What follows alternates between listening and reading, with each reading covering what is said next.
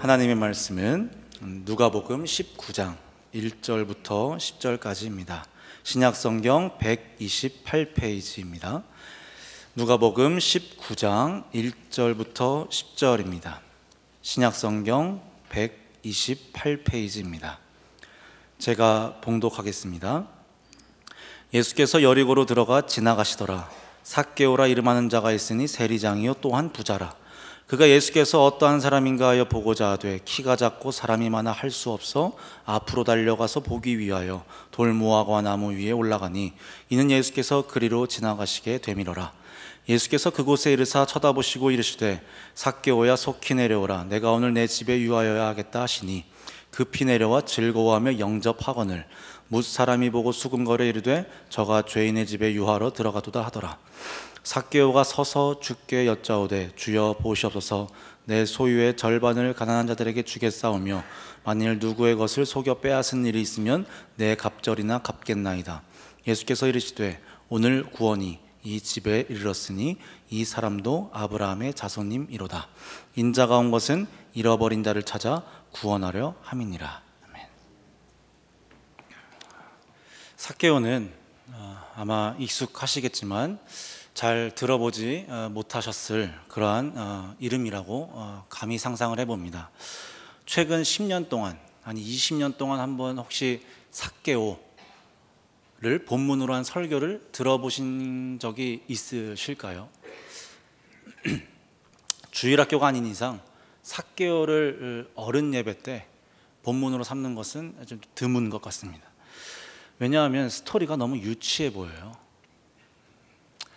한 사람이 나무 위에 올라가서 예수님이다 하고 예수님이 너 오늘 너 집에 좀 내가 좀 자야겠다. 구원이 임했다 하는 이렇게 심플해 보이고 좀 유치해 보이는 그런 인물, 그러한 스토리가 있기 때문인 것 같습니다. 그런데 성경이 유치한 것이 아니라 어쩌면 성경을 읽는 저희의 독법이 유치한 것일 수도 있겠다는 그런 조심스러운 상상을 판단을 좀 내려봅니다. 성경은 유치한 법이 없습니다.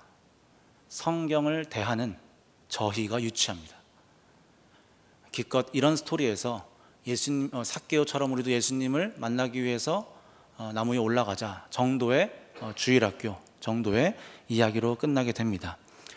너무나도 익숙한 이야기, 너무나도 유치한 이야기는 뭐든지 오해하게 만들기 쉽습니다. 그래서 오늘은 이 성경을 좀 자세히 보면서 삭개오를 기록한 하나님의 그 본의를 좀 보면서 삭개오를 향한 오해를 이 시간 풀었으면 좋겠습니다. 먼저 삭개오에 대한 가장 중요한 진리를 먼저 제가 선포하고 시작하겠습니다. 삭개오는 초등학생이 아닙니다. 이것만 저희가 아멘으로 마음으로 받으셔도 오늘 이 본문이 많이 풀립니다. 삭개오 초등부 아닙니다. 지금 이제 초등부가 이제 10시부터 시작되는데 초등부 아닙니다. 세리장입니다. 이 뜻은 최소 30대 중반, 제 나이입니다. 제 나이부터 최대 40대 중반입니다. 딱 집사님들 성함이, 그러니까 나이죠.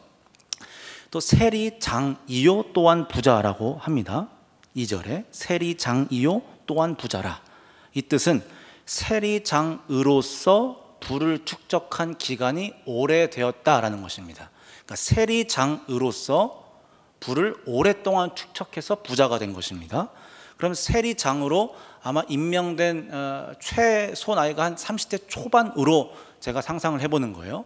거기서 부자가 되려면 적어도 3년, 최소 3년에서 최대 10년까지 봐서 40대 중반까지로 늘어났습니다. 근데 이 사실이 중요한 것은 고대 이스라엘에서 한 남성이 이런 정도의 40대 남성이 달린다라는 것은 극도의 수치입니다. 남자가 달려요. 이 공공장소에서 남자가 뛴다. 그리고 이런 세리장이라는 이런 어떤 지위를 가진 채로 뛴다라는 것은 이건 상상할 수 없는 참으로 엉뚱하면서도 부끄러운 짓입니다. 그런데 여기서 삭개오는 한 걸음 더 나아가요.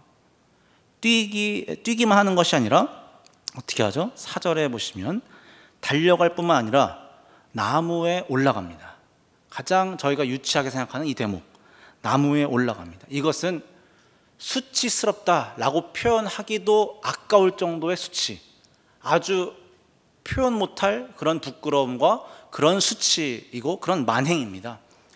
예를 들면 누가복음 15장에 탕자의 아버지, 팀 켈러 목사님이 탕부 하나님이라고 소개한 그 탕자의 아버지는 뛰죠. 그건 아주 수치스러운 행동이죠. 근데 삭개오는 뛰는 것 더하여서 나무 위에 올라가 버려요. 이런 엉뚱하고 이러한 초등학생 같은 이러한 짓을 왜 하였는가가 이제 중요한 것입니다. 만일 지금 설교를 듣고 계신 우리 성도님들이 그냥 유초등부 여름 수련회였다면 아무 문제 없습니다. 아주 재밌는 본문이에요. 그냥 독자가, 성경 독자가 평생 이 누가복음 19장 1절부터 10절까지는 평생 이것은 유초등부만 읽으면 된다라고 하면 별 무리가 없습니다. 그런데 지금 일부 예배이기도 하고 이건 뭐 저희 독자가 지금 저희인 게 문제입니다. 지금 장로님들도 계시고 권사님들도 계신 거예요. 그러니까 지금 하나님께서 누가를 통하여서 삭개오의 이야기를 기록하신 어떤 목적이 따로 있다는 것이죠. 나무 위에 올라가자, 예수님을 만나자 하는 정도의 교훈, 그 정도의 적용으로 끝나는 그런 이야기가 아니라는 점입니다. 4절에 달려가서 보기 위하여 돌무화과 나무 위에 올라갔습니다. 근데 그 이유가 3절에 나와요. 3절에 뭐라고 나오죠? 그가 예수께서 어떠한 사람인가 하여 보고자 하되입니다. 지금 삭개오는 그냥 아무 이유 없이 달려가고 아무 이유 없이 나무 위에 올라간 것이 아니라 예수께서 어떠한 사람인가 하여 보고자 하되 올라간 것입니다. 이 지점에서 저희는 잠시 멈추어 서서 저희의 심령과 영혼을 여기에 좀 집중할 필요가 있습니다. 지금 삭개오는 40대 남성 세리장입니다. 그러니까 예수 그리스도에 대한 궁금증, 그 구원자를 향한 호기심이 남성 어른이고 세리장이고 부자로서의 명예를 박탈시켰다는 것입니다. 예수님에 대한 참된 궁금증, 자기도 모르는 출처가 불분명한 그러한 호기심이 자신이 지금 고대 이스라엘 사회에서 이 여리고 땅 위에서 자신이 쌓아온 지위, 명예, 권위를 박탈시키기에 충분했다는 것입니다. 여기서 일단 저희의 첫 번째 포인트가 있는 것입니다. 이 호기심과 이 그리스도를 향한 의문과 갈급함이 자신의 권위, 자신의 평판을 먹칠해도 괜찮다가 되는 것입니다. 그러니까 삭개오가 지금 자처한 이런 수치와 이런 엉뚱한 짓과 이런 미련해 보이는 이러한 부끄러운 짓은 자신 안에 있는, 자신의 영혼 안에 있는 갈증, 세리장으로서 살아왔던 이런 답답한 현실을 꺾을 수가 없는 거예요. 아무리 수치스럽고 아무리 부끄럽고 아무리 이게 엉뚱해 보이더라도 이것이 내 안에 있는, 삭개오 안에 있는 그 갈증을 꺾을 수가 없는 거예요.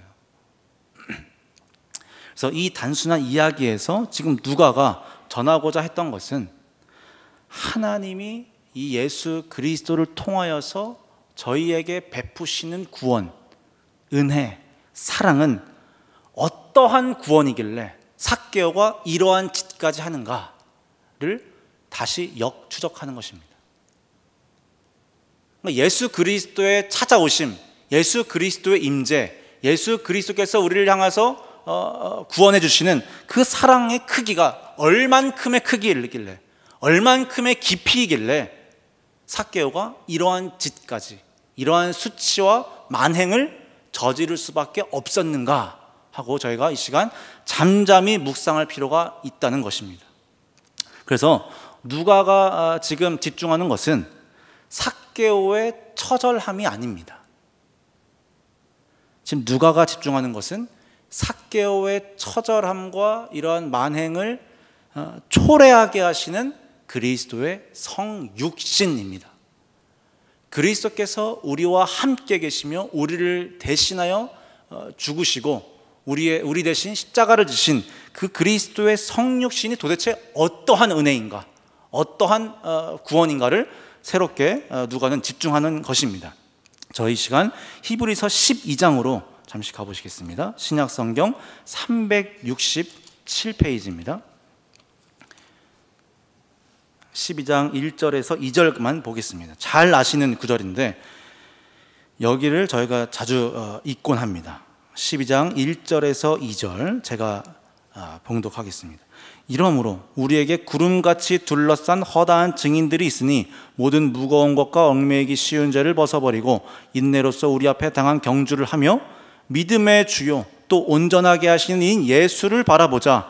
그는 그 앞에 있는 기쁨을 위하여 십자가를 참으사 부끄러움을 개의치 아니하시더니 하나님 보좌 우편에 앉으셨느니라. 구름같이 허다한 증인들이 있어요. 11장, 그 유명한 11장에 쭉 나오죠. 그 증인들의 믿음, 그 증인들의 처절함, 그 증인들의 어떤 은혜스러움에 주목하는 것이 아니라 지금 히브리서 기자는 뭐라고 하죠? 믿음의 주요 또 온전하게 하신 이인 예수를 바라보자라는 겁니다. 이 증인들의 포커스가 있는 것이 아니라 예수 그리스도 십자가를 참으사 부끄러움을 개의치 아니하신 그 예수 그리스도를 바라보며 생각을 하자는 것입니다. 증인들 너무 훌륭하죠. 너무 훌륭한 11장의 증인들 너무나 훌륭합니다.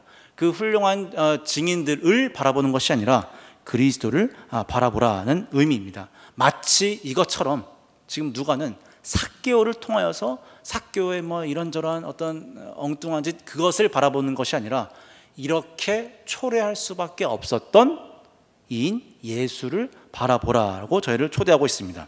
성육신하신 그리스도께서 삭개오에게 복음을 선포합니다. 다시 누가복음 가셔서 5절로 가보겠습니다. 5절에 이렇게 예수님께서 이렇게 말씀하십니다. 예수께서 그곳에 이르사 쳐다보시고 이르시되 복음이 선포됩니다. 삭개오야 속히 내려오라 입니다. 이것이 복음입니다. 속히 내려오라. 이것이 복음으로 오늘 이 예배 시간과 짧은 시간 동안 이것을 복음이다 하고 묵상하셔야 합니다. 왜냐하면 1절에 보시면 여기는 지금 여리고입니다. 여리고의 별명이 있어요. 저주 위에 세워진 도시다. 지금 이 저주 위에 세워진 도시 위에 생명이신 그리스도께서 임재하시고 지나가십니다. 여기서 내려오라라고 삭개오에게 선포하시죠. 내려오라는 이 말씀이 왜 복음인가? 그냥 올라갔으니 내려오라 하는 것 아닌가? 그게 아니라 내려오라라는 것이 왜 복음인가 하면 나무 위에 올라갈 자는 나다입니다. 다시 한번요. 삭개오가 자신이 수치를 감당하고 자신의 명예를 박탈당하며 자신의 권위를 내려놓는 달려가서 보기 위하여 나무 위에 올라가. 이것은 삭개오가 해야 할 역할이 아니라는 것입니다. 내려오라라는 말씀 안에 담긴 뜻은 예수님의 마음은 그 나무 위에 올라가 매달릴 자는 너가 아니라 나다입니다. 삭개오가 하는 것이 아니에요. 증인들이 그 수치를 대신 감당하는 것이 아닙니다. 그리스도께서 우리를 대신하여 그 나무 위에 달리시는 것이에요. 그래서 내려오라, 속히 내려오라. 이게 성육신입니다. 우리가 올라가고 달렸어야 할 그 수치, 그 나무 위에 예수께서 속히 내려오라 하신 말씀에 반응하고 거기에 이 성육신이 담겨 있고 성육신은 곧 저희의 생명입니다. 성육신은 저희의 생명이에요. 누가복음 19장 28절에 이 말씀을 하시고 예루살렘을 향하여 앞서서 가셔요. 그렇죠? 이 말씀을 하시고 드디어 성육신의 그 절정을 향하여 지금 향하여 가고 계시는 거예요. 정말 그리스도의 성육신을 깊이 묵상하시는 그러한 시간을 좀 가지셨으면 좋겠습니다. 어떠한 상황에도 포기할 수 없게 만드는 유일한 저희의 존재론적인 근거가 그리스도의 성육신입니다. 제가 이렇게 성도님들과 이렇게 신방도 하고 개인적으로 몇몇 성도님께서는 깊은 이야기를 하시고 자신 그 가정 안에 이렇게 발생하고 있는 어떤 일들, 이러한 연소한 자에게 그러한 제가 감당할 수 없는 그러한 일까지 이렇게 종종 말씀해 주실 때가 있습니다. 근데 그 힘들고 어려운 상황일 때 저는 이렇게 결론을 잠시 내려봤어요. 이것 때문에 힘들고 저것 때문에 힘들고, 그런데 제가 이 짧은 이 세월 동안 이렇게 신방을 다녀보면서 지금까지 제가 내린 잠정적 결론이 있습니다. 저희를 진짜 힘들게 하는 건 그 일도 아니고 저 사람도 아니고 그 사건도 아니라 그리스도의 성육신을 묵상하는 시간이 없을 때입니다. 그리스도의 성육신, 그리스도께서 우리의 생명이 되셨다 하는 이 묵상, 이 깊이가 부족할 때 힘이 듭니다. 여기를 회복해 주십시오. 여기를 단련해 주시고 그리스도께서 우리 대신하여 나무 위에 올라가서 우리의 수치와 우리의 부끄러움을 감당하신 그 그리스도의 사랑, 그 은혜를 조금은 더 묵상해 주시기를 부탁드리는 바입니다. 삭개오에게 내려오라는 의미는 예수님께서 어쩌면 이런 마음 같아요. 넌 키가 작아도 내가 보여. 너 나무 위에 올라가지 않아도 내가 너의 이름까지 알아. 왜 너가 수치를 감당해? 나를 위하여 너가 너의 명예를 버리겠다고? 이런 것입니다. 그 역할은 내가 하는 것이고, 내가 성자 하나님의 명예와 권위를 내가 버리고 너 대신에 내가 그 나무 위에 올라가서 그 저주를 받고 너희를 구원할 그런 생명의 주, 그런 구원자라는 이러한 말씀인 것입니다. 예수님께서 죄인의 이 우두머리, 세리장, 죄인장의 집에서 지내시겠다는 말씀은 참으로 감사하죠. 저주 위에 세워진 도시 위에 죄인의 우두머리로 살면서 부정과 부패와 동족의 피눈물을 흘리게 한 그러한 짓으로 축적한 부로 얻은 그 집에 예수 그리스도께서 찾아오십니다. 생명이 찾아오시는 거예요. 삭개오는 그래서 속히 내려오라 라는 이 말씀에 급히 내려오게 됩니다. 6절에 보시면 급히 내려와요.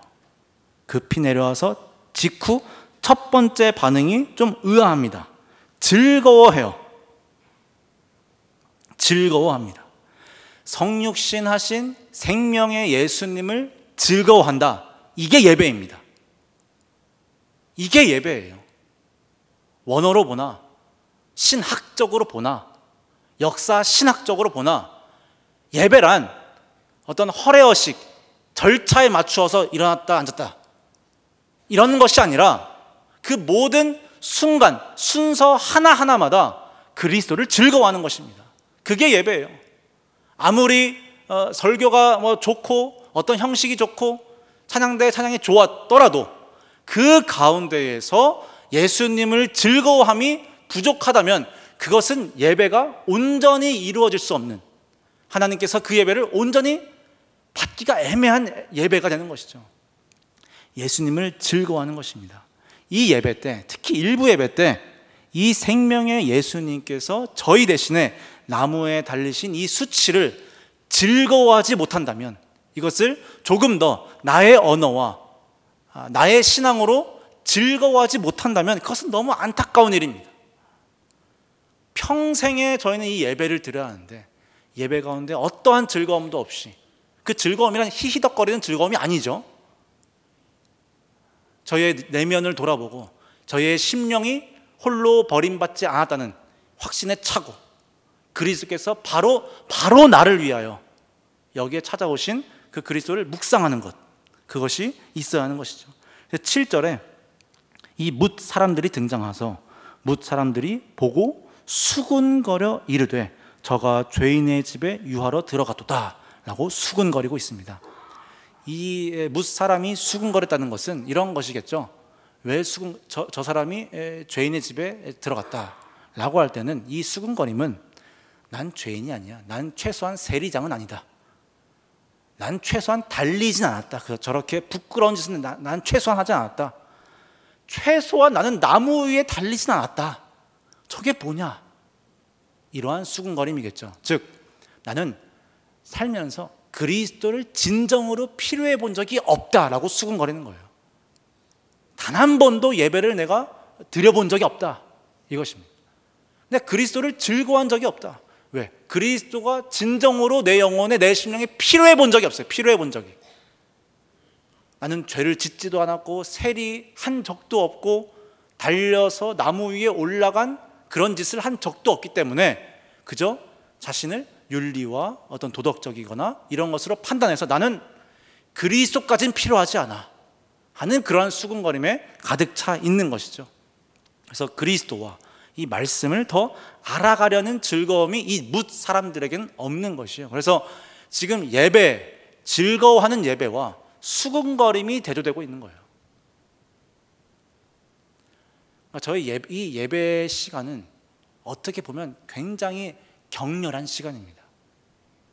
저희의 영혼은 예배에 참석할 때마다 아마 예배 집에서 씻고 준비하실 때부터 어쩌면 그냥 예배 뭐 나가는 거지 뭐. 그게 수근거림이에요.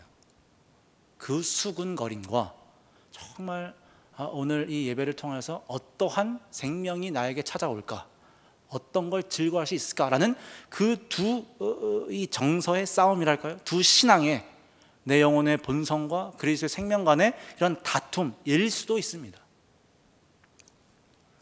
그 이후에 8절에 보시면 삭개오가 이런 행동을 합니다. 삭개오가 서서 주께 여짜오되 라고 합니다.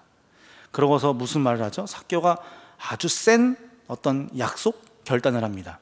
여짜오되 주여 보소서 내 소유의 절반을 가난한 자들에게 주겠사오며 첫 번째, 두 번째 만일 누구의 것을 속여 빼앗은 일이 있으면 내 갑절이나 갚겠나이다. 굉장한 약속, 굉장한 결단을 내려버려요. 근데 이 삭개오의 결단, 삭개오의 약속은 만만하지 않아요. 서서 지금 말하고 있는 거예요. 서서 하고 있어요.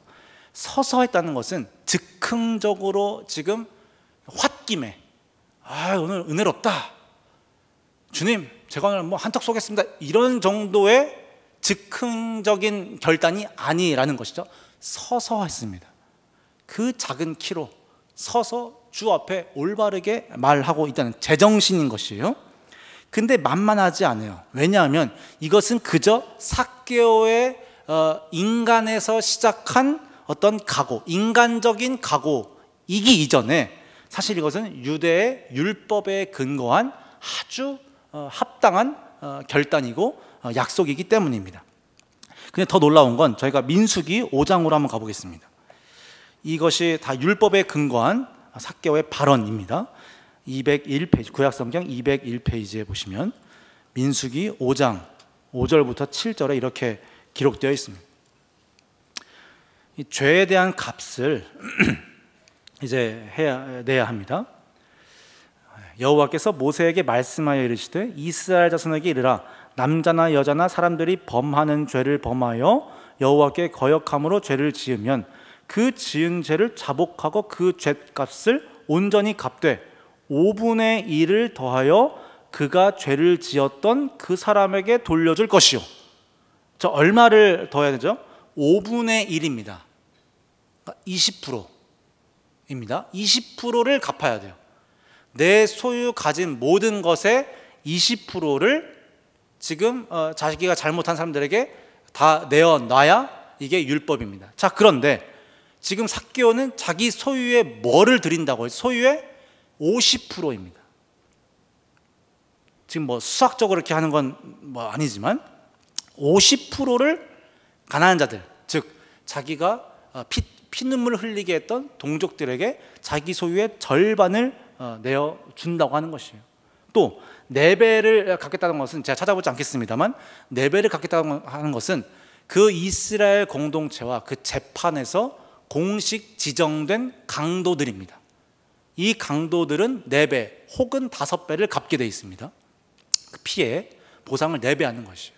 그러니까 지금 삭개오는 자기 자신을 어떻게 바라보고 있죠? 완벽한 죄인이다라는 그 의식을 아주 세게, 아주 강도 높게 갖고 있는 것입니다. 근데 더 나아가서 아까 20%만 하면 되는데 그 율법에 근거한 정도의 보상을 하는 것이 아니라 2배, 2.5배를 더하는 것입니다. 자, 여기서도 제가 좀 살펴봐야 할 것이, 삭개오는 자기 자신의 죄의 크기, 죄의 깊이와 넓이를 어떻게 보고 있냐면, 단지 율법에 어긋난 정도, 아, 내가 율법을 좀 어겼구나 하는 정도의 죄인으로 보고 있지 않아요. 그저 자기 자신을 난 경제적으로 보상하면 될 정도의 죄인, 그냥 법률적으로 사회적으로 이렇게 하면 나의 이런 죄가 씻겨 나갈 정도의 죄인으로 보고 있지 않는다는 것입니다. 삭개오는 자기는 그것으로 안 되는 흉측한 정말 죄인 중에 괴수다라는 그런 고백을 금융계에서 한평생 일했던 삭개오식의 신앙 고백인 것이에요. 이 사람은 평생 금융 쪽에서 일하지 않았습니까? 계속 동계산하고 자신의 죄, 주님 내가 죄인 중에 괴수입니다, 이런 것은 바울처럼 배운 사람들이 이렇게 멋있게 하는 거고, 삭개오는 지금 그거 할 겨를이 없어요. 더 갚겠어요. 율법의 정도 뭐 20%요? 아니요, 전 50% 더 하겠어요. 이런 것입니다. 금융 쪽에서 계속 그 일을 했으니까 그런 식으로 신앙 고백을 하는 것입니다. 그래서 남을 이제까지 착취하며 이렇게 남을 피해를 주며 살았던 그 삶을 청산하고 이제는 자기 자신을 죽여 그들을 일으켜 세우며 그들을 섬기며 회복하는 그러한 삶으로 이제는 여기서 터닝 포인트가 일어나는 것입니다. 그래서 지금 원로 목사님의 계정 누가복음이 나왔죠. 섬김으로 세운 나라가 바로 여긴 거예요. 그 과거의 삶 다 저희입니다.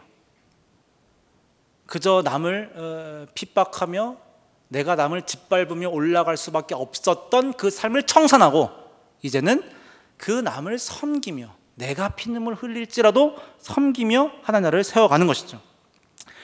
그래서 이 삭개오는 이러한 고백을 통해서 나는 율법을 그냥 배상하면 되는 정도의 죄인이 아니라 다시 태어나야 겨우 가능한 정도의 죄인이다라는 것입니다.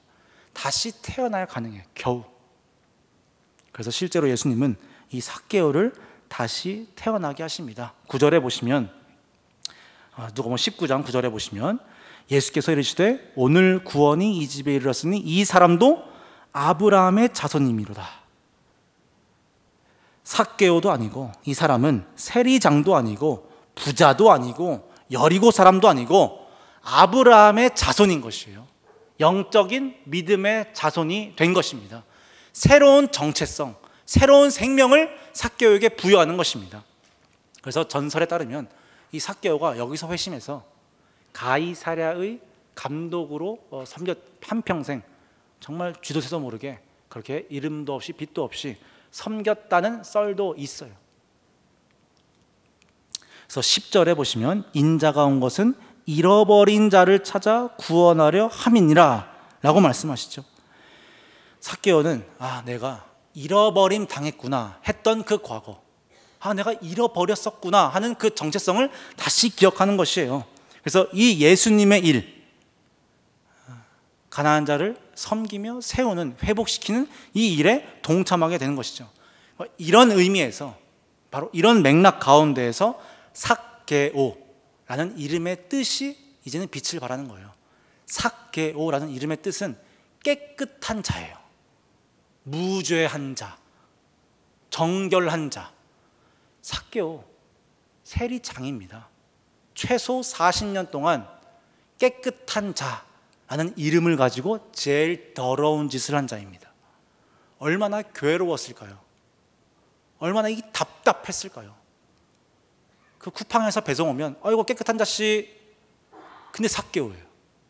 더러운 무죄한 자, 죄 엄청 지은 이 삭개오가 늘 무죄한 자, 정결한 자, 이것을 듣는 것은 극한 괴로움입니다. 자신도 풀리지 않아요. 그래서 삭개오가 이토록 엉뚱하고 기이한 이런 짓을 할 수밖에 없었던 과거는 구체적으로 누가복음에 기록되어 있지 않지만 어쩌면 세리장으로서 로마와 사회를 보면서 탄식을 했을 것이고, 무엇보다 매국노와 방불한 자기 스스로를 보면서 환멸감에 젖어 한평생을 살았을 것 같습니다. 뭐가 어디서부터 잘못된 건지, 돈 욕심을 내려놔야 하나, 그렇다고 깨끗해지나, 어디서부터 잘못된 건지 모르는 이러한 자신의 인생을 돌아보면서 예수 그리스도로부터 내가 생명이 잃어버림 당했구나 하는 이 묵상에 오기까지, 그리고 저 예수 그리스도께서 베푸시는 저 구원과 저 은혜는 도대체 무엇일까 하는 그런 호기심에 여기까지 오게 된 것입니다. 그래서 예수님께서 주시는 잃어버렸던 감각, 저희가 그리스도의 생명으로부터 잃어버린 이 감각을 키우셔야 하는 거죠. 키우셔야 하는 겁니다. 우리가 그리스도의 생명으로부터 잃어버렸다 하는 감각이 결여되어 있다면, 일부 예배는 그저 일요일 아침 8시에 잠실 건물 상가 2층에 모여서 서로 형식을 맞추는 시간 외에 아무것도 아니게 돼요. 우리가 주님과 잃어버렸던 자에서 지금은 주님과 하나가 되었구나, 주님께서 주시는 새로운 정체성을 부여받은 그러한 자이구나 하는 이런 담대한 이런 위로가 있어야 합니다. 마지막으로 제가 선물을 드리고 마치려고 합니다. 시편 68편입니다. 목사가 성도님들에게 드릴 수 있는 가장 최고의 선물입니다. 이 구절이 은혜가 되시는 분들은 오늘 하루 동안만이라도 가져가시고 깊이 묵상하시면 좋겠습니다. 시편 68편 19절입니다. 날마다 우리 짐을 지시는 주, 곧 우리의 구원이신 하나님을 찬송할지로다. 오늘 하루 우리의 짐을 대시는, 그리고 나무 위에 올라가서 우리 대신에 십자가를 지신 그리스도를 진득하게 찬송하시고 기억하시는 거룩한 시간을 보내시기를 바랍니다. 기도하겠습니다. 하나님 아버지, 삭개오의 구원을 부러워하지 않아도 될 만큼 이미 저희에게 구원과 새로운 정체성을 주시니 얼마나 다행인지 모릅니다. 저희가 수군거리는 자리에서 일어나 주님을 참되게 즐거워하며 찬송하는 자리로 인도하여 주셔서 살아계신 예수 그리스도 이름으로 기도드립니다. 아멘.